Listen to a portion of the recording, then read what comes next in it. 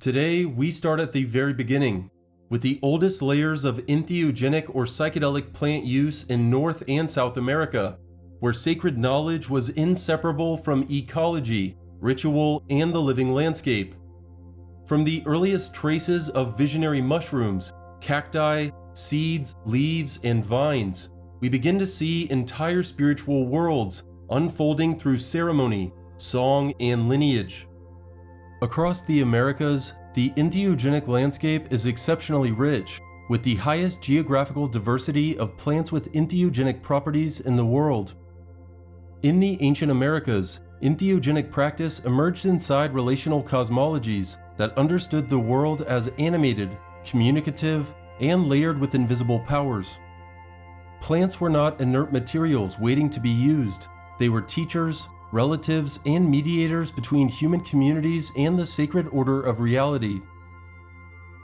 This is why the history of American entheogens cannot be separated from shamanic, priestly, agricultural, and cosmological systems simultaneously. In North America, desert peoples developed traditions around peyote that would later become famous in the modern period, but the cactus's sacred life stretches far deeper than that later history. In Mesoamerica, the oldest evidence points towards mushrooms, morning glory seeds, tobacco, and other ritual plants entering ceremonial use long before written records.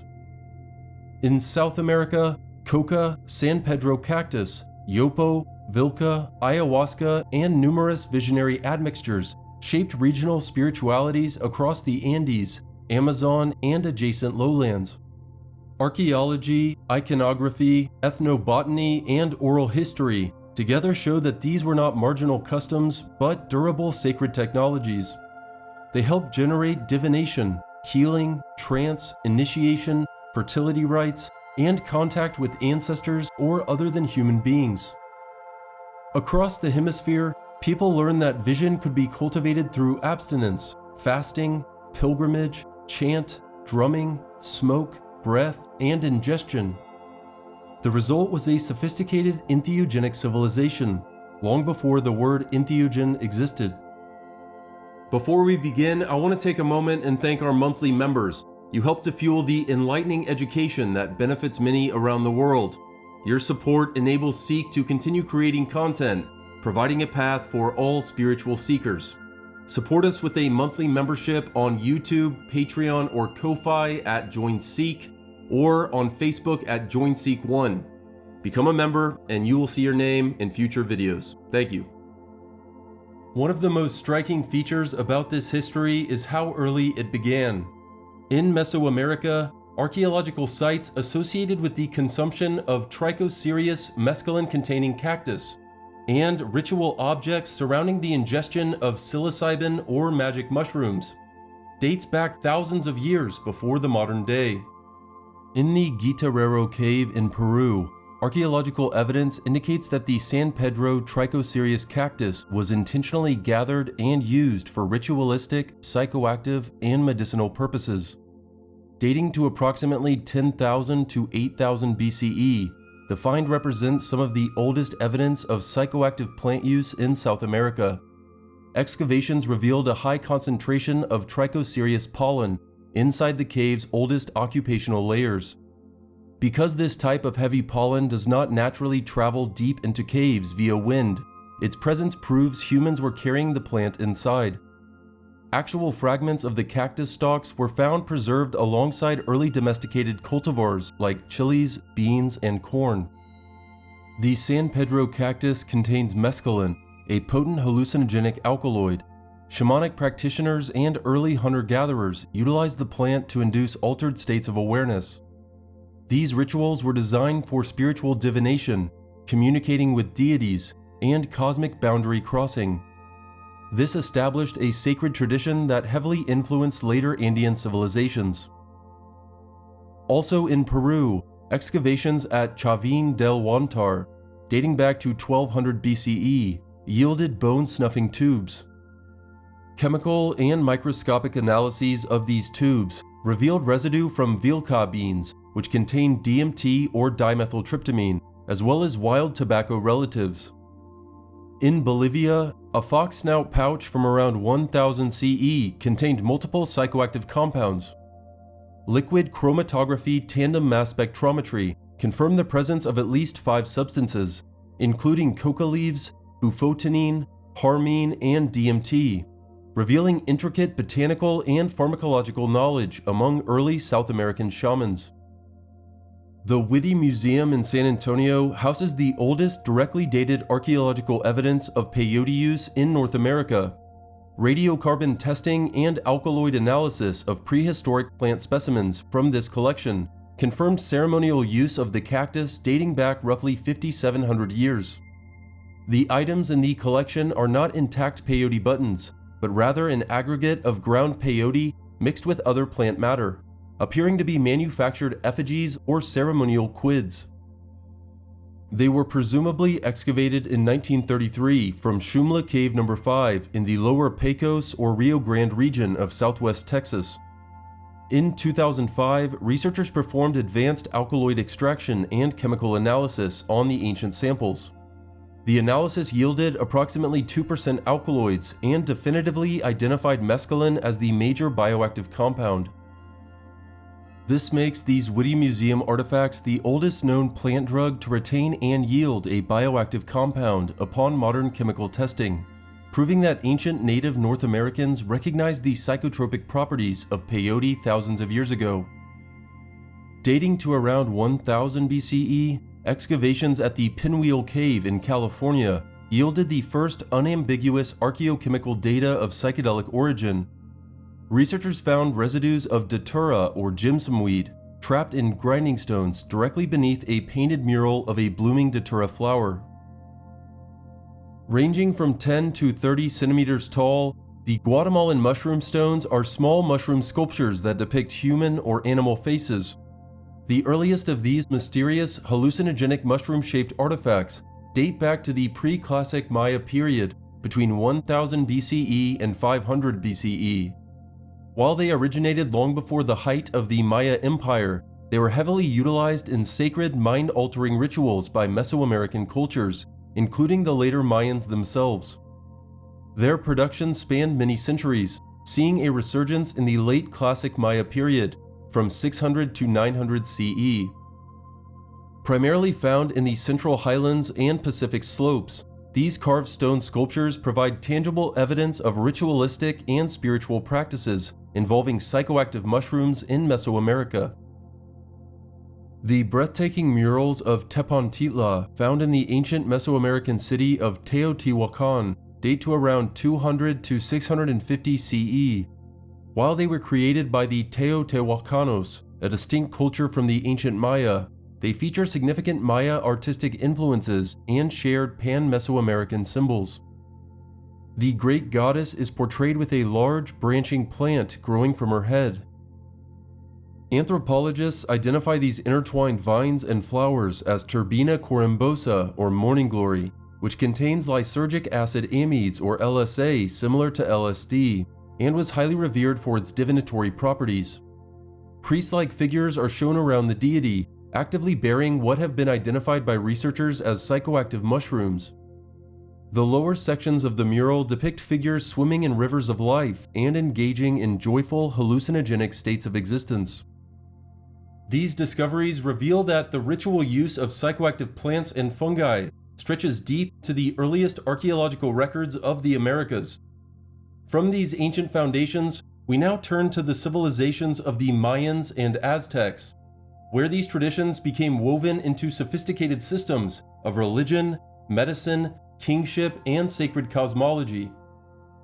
In the Mayan world, cacao took on profound symbolic and ceremonial importance, while imagery associated with trance, fertility, and sacred power appears in art and ritual objects across the region. The Maya did not separate politics from cosmology, so sacred knowledge was often woven into rulership, calendrics, sacrifice, and divination. Mushrooms, cacao, tobacco, and related plants likely functioned as part of this larger ceremonial field. Known as Ka'aizala Okash, psychedelic mushrooms were consumed fresh or dried. Mentioned a moment ago, archaeological evidence includes the famous mushroom stones dating back to around 1000 BCE that suggest an ancient ritual cult. The seeds of the Turbina corymbosa, known as Shata bintun, contain LSA, a compound structurally similar to LSD. They were ground and mixed into ceremonial cacao or agave mead beverages. Excavations at the ancient Mayan site of Yaxnoca in the Yucatan Peninsula revealed environmental DNA, indicating morning glory was used as a ceremonial offering to bless newly constructed ritual ball courts. The Nymphaea ampla flower contains alkaloids that produce opiate-like calming and mild trance-inducing effects. It is frequently depicted in elite Maya art as an accessory to ritual behavior. Chemical analysis of tiny ceramic containers found in the Yucatan Peninsula revealed residues of tobacco and Mexican marigold, which were likely smoked or consumed together. Beyond traditional ingestion and smoking, the Maya utilized ritual enemas to rapidly introduce psychoactive liquids into the bloodstream. Painted pottery and vases frequently depict elites and shamans participating in these intense ecstasies. Additionally, entheogens were often combined with scrying tools like polished iron ore mirrors to enhance visions and interact with the spiritual realm. Like the earlier Mayans, the Aztecs also utilized the seeds of the morning glory plant, or Turbina corymbosa, calling it ololiuhqui, which contains lysergic acid amide or LSA. These seeds were likewise ground into powder, often mixed into cacao beverages, to diagnose illnesses and commune with deities. In the Aztec world, entheogenic plants and animals were likewise integrated into a highly structured religious order. The Aztecs recognized divine power in mushrooms, seeds, tobacco, and other substances that could open communication with hidden realms. This is the world in which Xochipilli, the flower prince, emerges as an enduring figure of ecstatic beauty, music, sensuality, and sacred intoxication. Dating to between 1450 and 1500 CE, the Xochipilli statue is widely interpreted as depicting a constellation of Mesoamerican entheogens, including psilocybin mushrooms, ololiuhqui or morning glory seeds, tobacco, cacao, and possibly other sacred plants, symbolizing the role of visionary intoxication in Aztec ritual, divine communication, and the ecstatic experience of sacred art, song, and flower. His iconography is significant because it suggests that plant-based trance was not seen as socially marginal. It was associated with divinity, artistry, and cosmic vitality. In many cases, the plants were linked to gods of rain, fertility, fire, healing, or the underworld, showing that entheogenic use was part of a fully articulated sacred taxonomy. The language surrounding these practices also matters because it shows how vision was conceptualized as a mode of speech, knowledge, and revelation. In other words, the plants did not simply change perception, it transformed one's place within the cosmos. Teonanacatl, translating to flesh of the gods, were various psilocybin-containing mushrooms like Psilocybe asdicorum, reserved for religious ceremonies, coronations, and healing. The Mazatec people of Oaxaca, Mexico, have a centuries-old tradition of using psilocybin mushrooms for healing and divination. The mushrooms are often referred to as Los Niños Santos, or the Holy Children. This indigenous practice traces its roots directly to the spiritual and ritual traditions of the ancient Aztecs. Detailed Spanish accounts, most notably the Florentine Codex compiled by Bernardino de Sahagún, vividly describe the use, effects, and social protocols surrounding Aztec entheogens. Entheogens were highly revered in Aztec society. Their use was strictly controlled and primarily restricted to the priests, nobility, and healers to interpret visions, speak with the gods, and uncover hidden causes of ailments. These sacraments were embedded in social structure, so that access to them often depended on ritual training, social rank, or specialist authority. That pattern matters because it shows the earliest entheogenic systems were never random experiences of intoxication. They were disciplined forms of sacred knowledge. While the Mayans and Aztecs preserved some of the most extensively documented entheogenic traditions in Mesoamerica, they were part of a much broader landscape.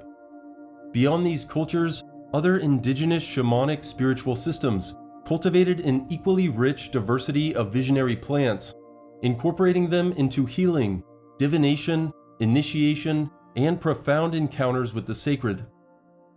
Pre-Columbian and contemporary indigenous cultures integrate a variety of psychoactive species into systems of healing, divination, initiation, and cosmology. Among the Algonquin Indians, an intoxicating medicine known as Huaysacan, which is a species of datura called jimsonweed, was given to young men who then became violently deranged for 20 days. At least 12 tribes of Native Americans in northern Mexico, New Mexico, and Texas practiced the vision-seeking red bean dance, centered around the ingestion of a drink prepared from the seeds of the mescal bean, which is highly toxic and was later replaced by the peyote cactus in many of these traditional contexts. The mescaline-rich peyote cactus, scientifically known as Lophophora williamsii, is a central sacrament among the Huichol or Wixárika, the Tarahumara, and later pan-tribal Native American church communities. Ingested in all-night ceremonies blending indigenous and Christian elements, the cactus generates visions, moral insight, and community communion. The Huichol or Wixárika people have been making beadwork for centuries, historically crafting them from clay, shells, and seeds to depict these visionary experiences. Modern yarn paintings are a newer development, emerging in the early 1960s as artisans adapted traditional ceremonial tablets into a new vibrant art form. In pre-Incan Andean cultures, the San Pedro cactus, also containing mescaline, was consumed in ceremonies that linked participants to the mountains, stars, and ancestral powers, guiding water and fertility.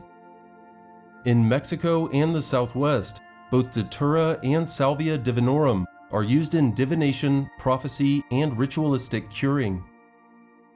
The Mixtecs of Mexico eat puffballs to hear voices from heaven that answer their questions.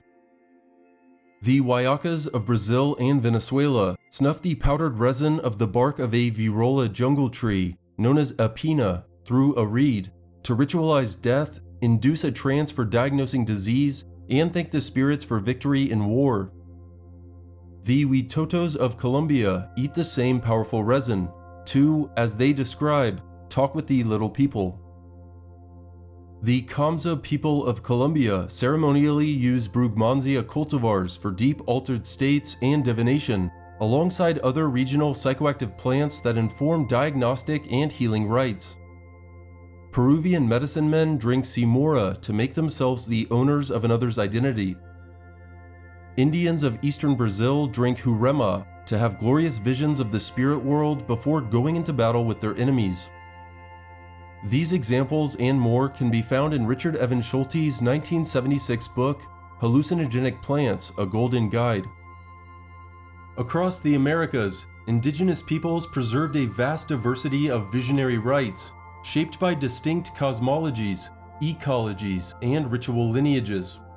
Among the most influential of these was the Andean world, where Coca, San Pedro cactus, and Ayahuasca shaped spiritual life for thousands of years. The Andean universe included powerful relations with apus or gods, mountains, ancestors, and fertility powers, and Coca helped mediate those relationships. In the Andes, Coca became one of the most important sacred plants in the hemisphere, used in offerings, labor, exchange, and communication with the mountain world. Coca chewing was never only about stimulation, it was about reciprocity, endurance, and alignment with sacred geography. San Pedro cactus likewise became part of Andean and coastal traditions, especially in healing and divination contexts, where vision and diagnostic insight were closely linked. In the Amazon, visionary vine traditions developed around powerful brews and admixtures, often in conjunction with diet, isolation, and training under a shamanic elder. Here, plant teachers were often understood to be sentient or spiritually alive, and the role of the shaman was to negotiate with these forces for the benefit of the community.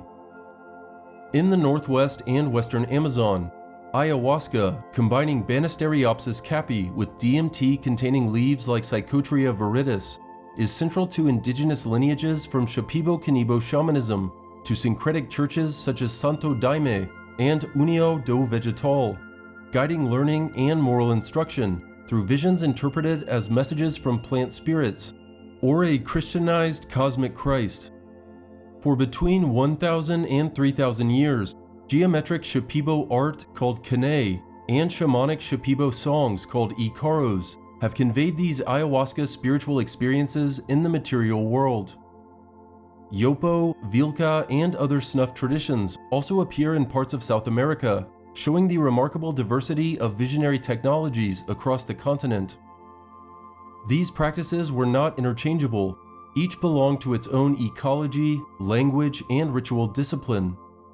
Still, they shared a core intuition. Knowledge is relational, and sacred plants can reveal what ordinary perception hides.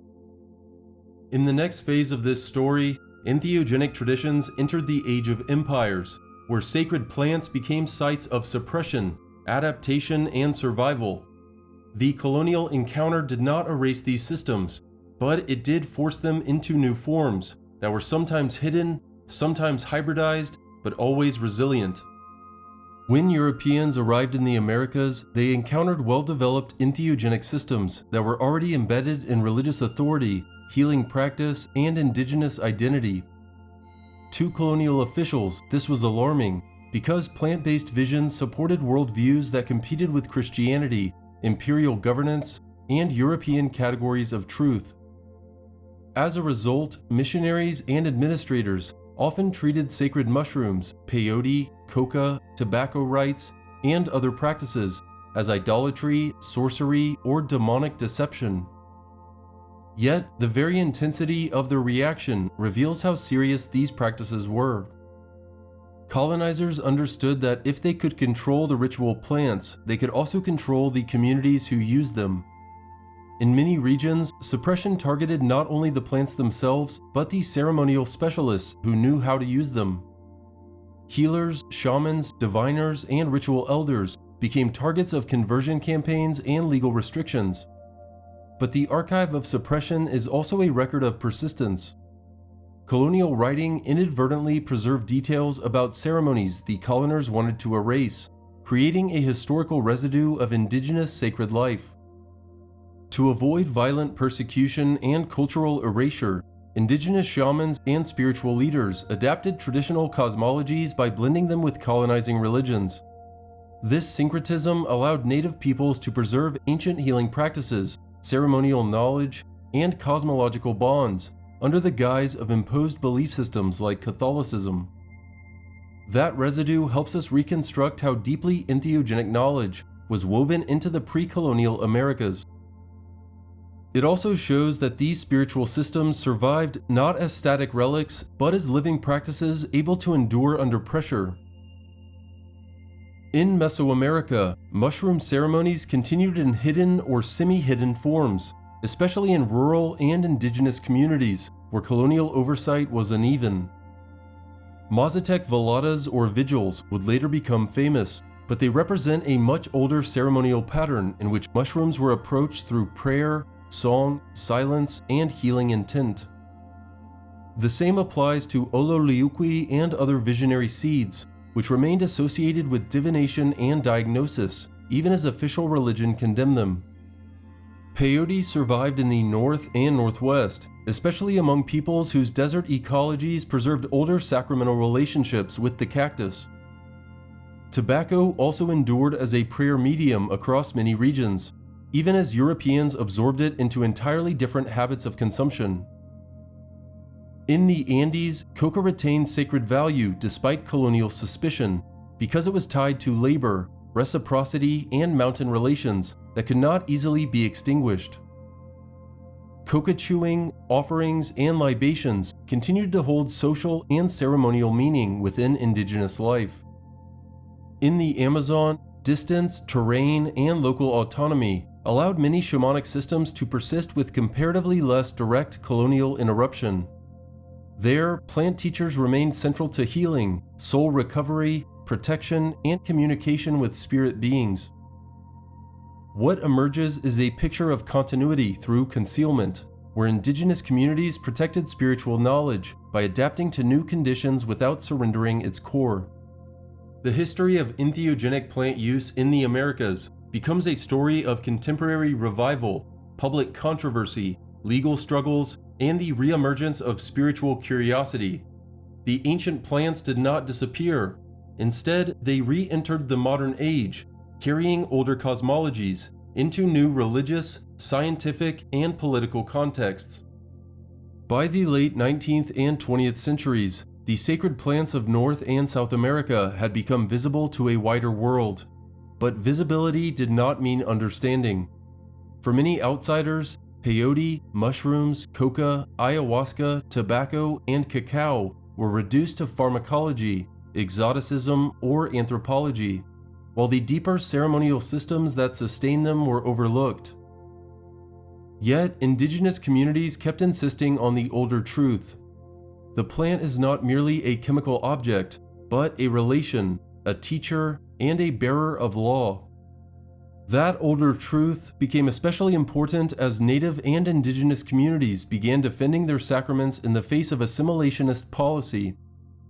Peyote became the focal point of one of North America's most significant struggles for religious freedom because it remained the sacrament of a living indigenous tradition that could not easily be dismissed, even after its ceremonial use was condemned by the Roman Catholic Church during the Spanish Inquisition in 1620 as part of a broader colonial effort to suppress entheogenic practices. In the late 19th century, the Native American Church emerged in Oklahoma as the most widespread indigenous religion in the United States and Canada, centering its spiritual life on the sacramental use of peyote as a manifestation of the Creator's Spirit.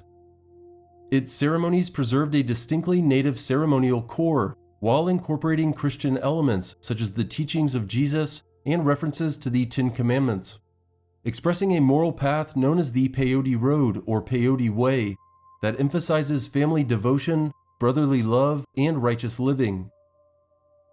Quanah Parker became the movement's most influential advocate after crediting peyote with restoring his health, promoting a form of worship that blended indigenous ceremony with Protestant language in order to strengthen legal and cultural protection against government suppression.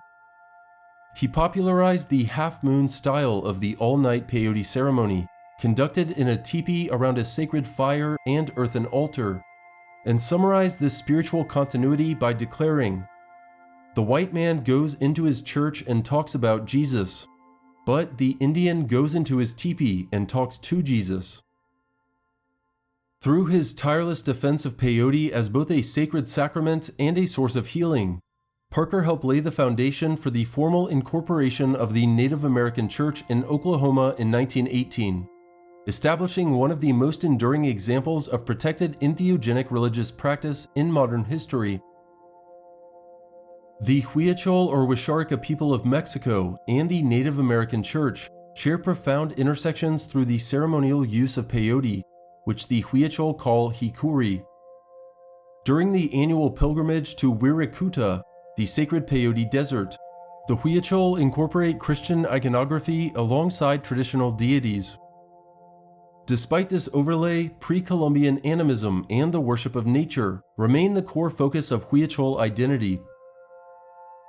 Both the Huichol or Wixárika and the Native American Church exhibit dynamic syncretism, blending their respective indigenous worldviews with introduced Christian and Catholic elements to ensure cultural continuity. This made the church both historically significant and spiritually resilient. It also demonstrated how older entheogenic systems could survive by entering modern institutional forms without being fully absorbed by them. In that sense, the Peyote Road is one of the clearest examples of continuity under pressure. The peyote tradition is especially important because it connects several layers of history at once. It reaches back into older desert and Mesoamerican worlds, where cactus knowledge was already sacred, and it extends forward into the pan-indigenous religious movement that gave native communities a legally defensible sacrament. That movement was not just a reaction to oppression, it was also an act of renewal. It helped bind together moral discipline, healing, community, and vision in an era when indigenous life was under intense pressure from boarding schools, missionary conversion, and state control. The peyote ceremony became a place where song, prayer, drumming, fire, and embodied devotion could restore balance.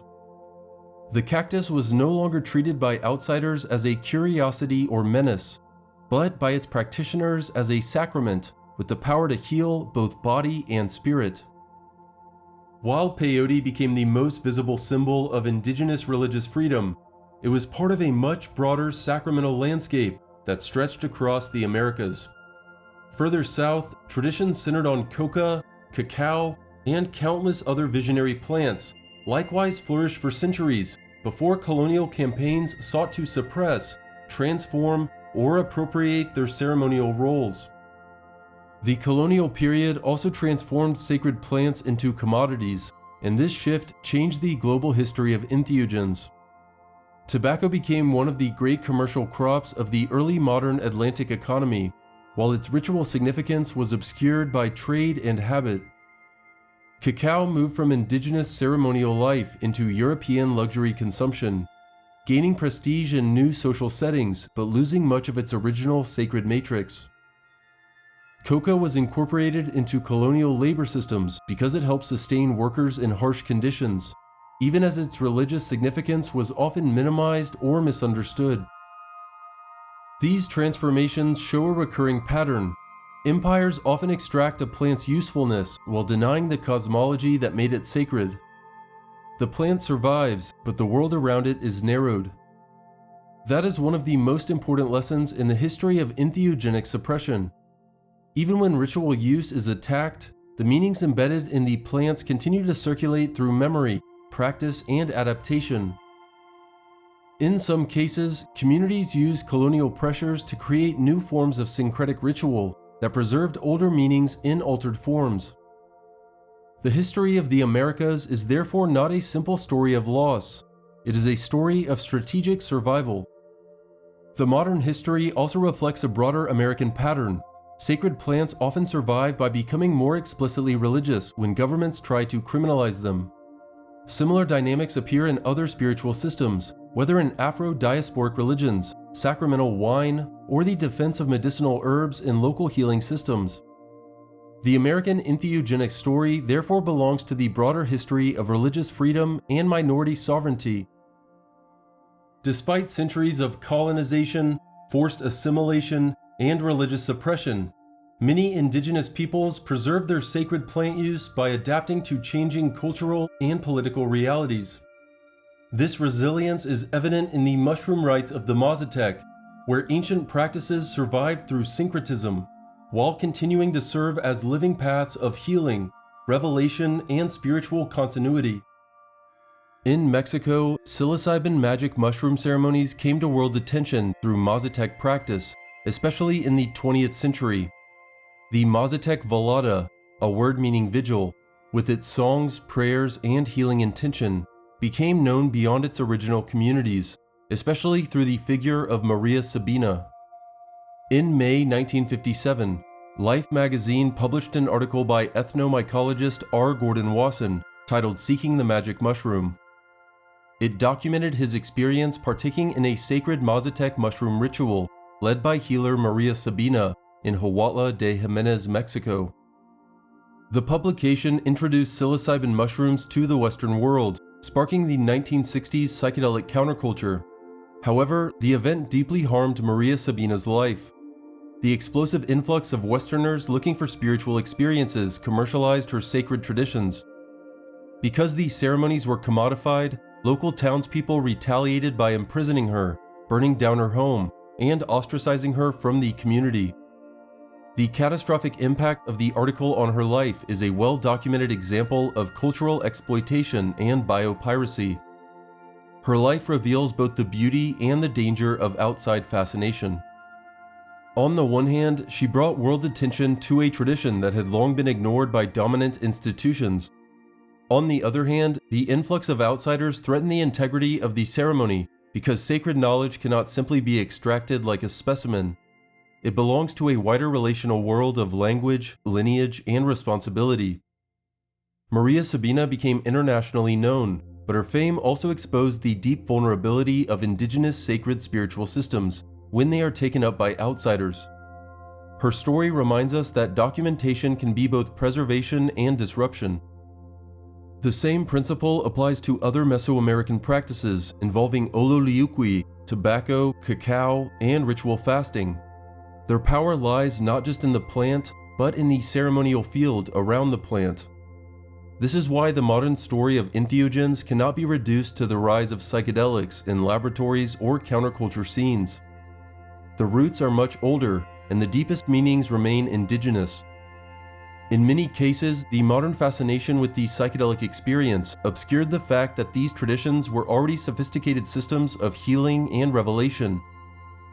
Indigenous communities did not need modern science to tell them that mushrooms could open perception, or that peyote could restore balance, or that plants could speak in dreams and songs. They already knew this through centuries of lived practice. The Mazatec tradition is only one expression in a much larger continuum of entheogenic lineages that have endured into the present day. Across the Amazon, ayahuasca ceremonies demonstrate how indigenous sacraments have likewise persisted, adapted, and gained recognition, while remaining rooted in ancient ritual and cosmological foundations.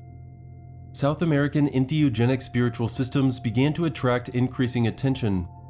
Ayahuasca, already rooted in indigenous Amazonian shamanism, moved into broader religious forms, and later into global neo-shamanic and therapeutic contexts. This expansion did not happen by accident. It was made possible by the extraordinary adaptability of Amazonian plant knowledge. Ayahuasca ceremonies commonly involve song, diet, visionary apprenticeship, and strong cosmological frameworks that interpret the experience as encounter with healing powers and spirit teachers. Ayahuasca, made from Banisteriopsis caapi and a plant containing DMT like Psychotria viridis, in its many regional forms and admixtures, became one of the most important visionary technologies in the hemisphere. But it would be a mistake to treat ayahuasca as a single uniform tradition. Different peoples and lineages worked with distinct plants, songs, taboos, and cosmologies. What they shared was a disciplined understanding that the brew could facilitate healing, spiritual diagnosis, communication with spirits, and apprenticeship in the invisible world. In many Amazonian spiritual systems, the shaman or curandero is not a mere technician of altered states. He or she is a mediator who learns from plant teachers, undergoes difficult training, and learns to navigate the danger and power of visionary encounter. The experience is often structured by diet, isolation, prayer, and music, especially the sung forms that guide or stabilize the ceremony, such as the Shipibo Kanibo Ikaros. These are not incidental details, they are the architecture of the system. The same is true of many other Amazonian plant systems, where one works not simply with a brew, but with an entire ritual ecology. Yopo, vilca, and related snuff traditions in parts of northern South America show another side of this same spiritual world, where inhaled or powdered entheogens opened access to sacred vision through different bodily pathways. In the Andes, Coca remained indispensable and symbolic, even as national governments and outsiders increasingly reduced it to a narrow political issue. Yet, for indigenous communities, Coca was not simply a stimulant leaf. It continued to mean reciprocity, endurance, communication, and sacred alignment with the land. Coca is seen as a gift, an offering, a companion in labor, a tool of divination, and a bridge to the mountain world. It belongs to reciprocity, the principle that humans live in a relationship with ancestors, deities, and the land. This sacred logic is echoed in Coca offerings, libations, and ritual chewing practices that continue to the present day. The plant's endurance is remarkable because it survived conquest, colonial labor regimes, republican nation building, and modern prohibition. Yet it did so because it remained embedded in life, not because it was preserved in museums.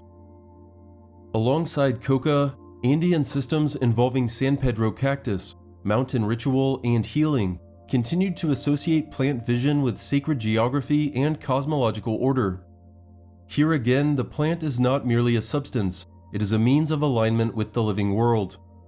The diversity of methods matters because it shows that indigenous South American spirituality developed multiple technologies of revelation, each suited to a particular ecology and ritual logic. Throughout the modern period, entheogenic systems were not disappearing, they were changing scale. Some remained local and traditional, others entered legal, religious, or transnational forms. All of them continued to challenge the assumption that visionary knowledge belongs only to modern science or elite theology. The long arc of entheogenic plant use in North and South America is visible as more than a regional subject. It becomes a map for how human beings everywhere have sought direct encounter with the sacred.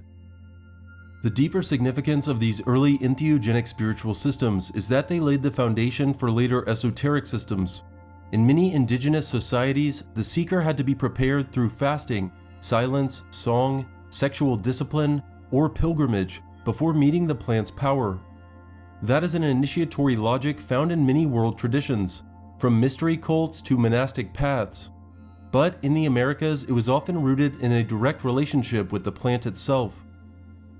This is why indigenous ritual specialists were often healers, diviners, and cosmologists all at once. They interpreted dreams, treated illness, negotiated with spirits, and maintained communal balance. In the northern deserts, Peyote eventually became the central sacrament of religious movements that emphasized healing and moral renewal. In Mesoamerica, mushrooms, seeds, tobacco, and cacao were integrated into systems of divine communication and social order. In the Andes, Coca became a bridge between human life and sacred terrain. In the Amazon, visionary brews opened apprenticeship into the spirit world. Taken together, these spiritual systems reveal a continental history of entheogenic knowledge that is ancient, diverse, and deeply spiritual. These American entheogenic spiritual systems show how plant sacraments serve as medicine, identity, and spiritual technology, echoing classical, Asian, and Siberian themes of deity encounters, layered worlds, symbolic death and rebirth, and ethical transformation. Contemporary communities adapt these models into medicine circles and plant teacher lineages, navigating modern challenges of cultural appropriation, legality, and ecological responsibility. These traditions were not isolated curiosities, but sophisticated systems of philosophy, healing, and initiation. As indigenous knowledge entered the wider world, these sacramental systems shaped later esoteric movements, mystical interpretations, psychological theory, and our modern understanding of consciousness and spirituality. The 20th century then carried these traditions into global circulation. Ayahuasca ceremonies expanded beyond local indigenous communities into syncretic religious movements, urban settings, and eventually international circles of retreat and healing. This expansion generated new interest, but also new questions about appropriation, authenticity, and cultural continuity. The plant had become globally famous, yet its oldest meanings remained rooted in indigenous Amazonian worlds. The historical legality of ayahuasca within the União do Vegetal and Santo Daime churches was established through decades of legal and scientific review, beginning with Brazilian government investigations in the 1980s that overturned a temporary ban and ultimately led to the regulated legalization of religious ayahuasca use in Brazil in 1992. In the United States, the legal battle began in 1999 after U.S. Customs seized a shipment of ayahuasca tea intended for the UDV's Santa Fe congregation, prompting the church to challenge the federal government in court. In Gonzalez v. O Central Espírita Beneficente União do Vegetal, the United States Supreme Court unanimously ruled that under the Religious Freedom Restoration Act, the government could not prohibit the UDV's sacramental use of ayahuasca without demonstrating a compelling governmental interest. The Santo Daime faced significant legal challenges beginning with a 1981 police raid on its Colonial 5000 community, followed by a temporary prohibition of ayahuasca in 1985, that was overturned after extensive scientific and anthropological investigations, leading Brazil to officially legalize the ritual use of ayahuasca in 1987. In the Netherlands, a 1999 police raid on a Santo Daime ceremony sparked years of litigation over religious freedom under Article 9 of the European Convention on Human Rights, ultimately resulting in judicial recognition of Santo Daime as a legitimate religion, while permitting its ceremonies under strict regulatory oversight. Building upon the precedent established by Gonzalez vs. O Centro Espírita Beneficente Unio do Vegetal, a federal court ruled in 2009 that the Church of the Holy Light of the Queen could legally import and use ayahuasca as a protected religious sacrament in the United States. That tension mirrors what happened with mushrooms and with peyote. Once outsiders discover a sacrament, they often focus on the experience and ignore the lineage. The Church of Ambrosia is the world's largest psychedelic megachurch. Founded in 2019 by Dave Hodges in Oakland, California, it is a non-denominational religious organization that holds psilocybin mushrooms as entheogenic Eucharists. The Church of Ambrosia connects to the ancient Mazatec Velada by adopting the indigenous use of psilocybin mushrooms as a sacred sacrament. While the Mazatec ceremony is an intimate nocturnal healing ritual guided by a shaman, the church uses it as inspiration to offer modern congregational access to mushrooms. The Church of Ambrosia grounds its theology in the doctrine of religious evolution. This belief proposes that psilocybin mushrooms catalyze the development of human consciousness, language, and spiritual cognition. By viewing the mushrooms as the origin of all religious experience, the church aims to synthesize ancient entheogenic spiritual systems, such as the Mazatec Velada, with modern interfaith spiritual growth. But it must be noted, the lineages remain the real source of authority. This is also where broader esoteric frameworks become visible. The modern world began to recognize that these plants were not random chemicals, but gateways into disciplined traditions of transformation. They resembled initiation, not entertainment. They resembled sacred study, not consumption. And they revealed that many indigenous peoples had long maintained subtle, profound, and highly organized spiritual sciences. By the time modern global culture began debating psychedelics, indigenous communities across the Americas had already sustained centuries, and in some cases millennia, of sacred plant practice. That continuity matters because it reminds us that the modern conversation is not the origin story. It is the latest chapter in a much older record. The legal recognition of these organizations reflects one chapter in the broader effort to preserve indigenous knowledge and entheogenic spirituality. Perhaps the most enduring sacrament in this respect is found in the history of peyote, whose ceremonial use has survived centuries of suppression. Peyote continues to stand as a symbol of Native religious endurance, especially through the Native American Church, where prayer, song, fire, and sacrament create a ceremonial world that resists reduction to either chemistry or politics. Coca remains one of the most important sacred plants in the Andes, linking daily life to reciprocity, labor, gratitude, and mountain cosmology. Mushrooms continue to bear a sacred legacy in Mesoamerica, where the memory of Teonanacatl still points to divine encounter through nature. Ayahuasca continues to travel from Amazonian lineages into global religious and therapeutic contexts, even as indigenous practitioners remind the world that the brew's meaning cannot be separated from the people who first developed its ceremonial grammar. Tobacco and cacao remain equally important as sacred carriers of offering, hospitality, communion, and prayer. Taken together, these plants show that the American sacred world was never centered on abstraction alone. It was rooted in living ecologies where spirit, body, and land were understood as inseparable. In the United States, broad decriminalization measures at the state level, such as those in Colorado, threaten to commodify traditional practices by neo-shamans with little to no indigenous lineage or ethical training. Tribal scholars and medicine keepers argue that these policies ignore indigenous communities and exploit time-honored medicines for commercial profit.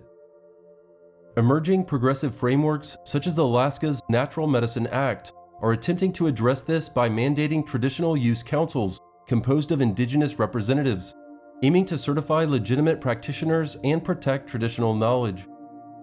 Globally, indigenous legal scholars push for the recognition of biocultural rights, moving beyond simply arguing for religious freedom in a Euro-Christian context, to demanding the enforcement of the UN Declaration on the Rights of Indigenous Peoples. The governance of these medicines creates unequal treatment and legal uncertainty for diverse cultural and spiritual practices, seeking harmonization with state and federal drug laws.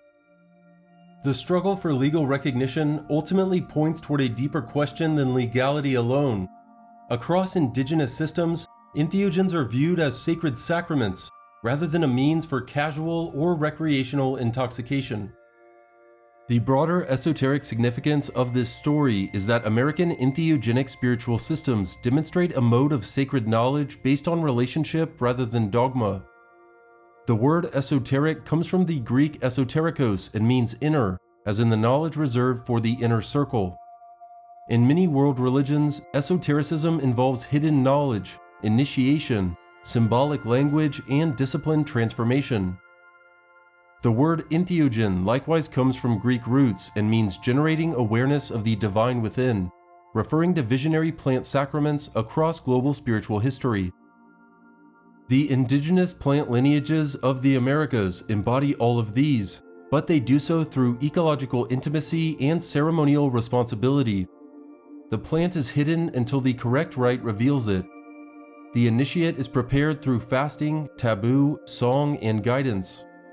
The understanding arrives in symbols, visions, and embodied insight. The knowledge is not merely private, it is communal, because it serves healing and right relationship. This is why these spiritual systems continue to matter to scholars of religion, anthropology, and mysticism. They show that revelation can occur through natural means, that sacred knowledge can be plant-based, and that vision can be both personal and communal at once. They also show that modern categories like psychedelic, drug, or even religion are too small to contain what these traditions represent. A Huichol shaman was once told by a reporter that peyote was a drug. The shaman responded that aspirin is a drug, peyote is sacred. In the Americas, entheogenic practice was a way of organizing life around the presence of the sacred in the natural world. At the same time, the history is inseparable from colonial violence and modern extraction. European conquest, missionary suppression, legal prohibition, and commercial commodification repeatedly tried to separate plants from the worlds that made them sacred. Yet indigenous communities preserved lineages, adapted ceremonies, and rebuilt institutions where necessary. That resilience is itself a spiritual teaching. It shows that sacred traditions do not survive merely because they are interesting to outsiders. They survive because they are meaningful to the people who carry them. The Americas therefore offer one of the clearest examples in world history of sacred continuity under pressure. From the mushroom stones of Mesoamerica to the peyote road of the desert, from Coca offerings in the Andes to Ayahuasca songs in the Amazon, visionary plants have helped human communities remember who they are and how they belong to the world.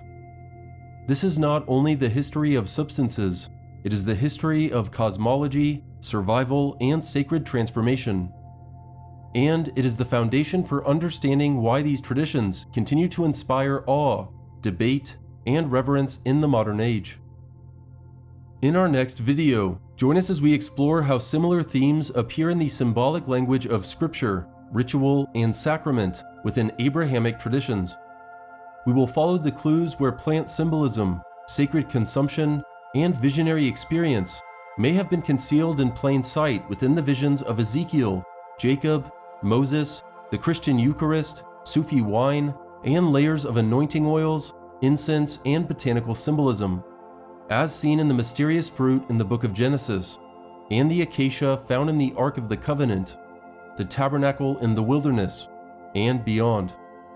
Join us next time as we move from the history of psychedelic plants in North and South America to the entheogenic evidence encoded in Abrahamic religion. Where will our expansive exploration of entheogenic or psychedelic plants found throughout global spiritual history take us after Judaism, Christianity, and Islam? Like and subscribe to find out. Thank you for watching. Find more at joinseek.org.